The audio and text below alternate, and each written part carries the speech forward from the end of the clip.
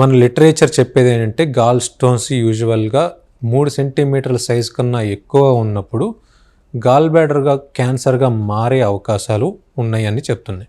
అయితే ఈ gall bladder cancer అనేది యూజువల్గా నార్త్ ఇండియన్స్లో వాళ్ళలో ఎక్కువ చూస్తూ ఉంటాం. మన సౌత్ ఇండియన్స్లో యూజువల్గా గాల్ బ్లాడర్ క్యాన్సర్ అనేది చాలా తక్కువగానే చూస్తాము అండ్ వింటున్నాము కూడా. అండ్ యూజువల్గా గాల్ బ్లాడర్ 3 సెంటీమీటర్ స్టోన్ ఉండే మాత్రం ఒక్కోసారి 5 to 20% ఛాన్సెస్ గాల్ బ్లాడర్ క్యాన్సర్గా మారే అవకాశాలు ఉంటాయి.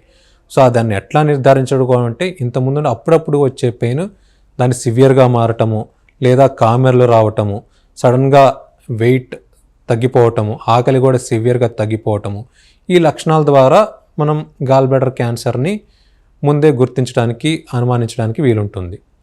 దాన్ని నిర్ధారించడానికి దానికి తగ్గట్టు మన పరీక్షలు సిటీ స్కాన్ కానీ, అల్ట్రాసౌండ్ స్కాన్ కానీ మనం చేస్తుంటాము.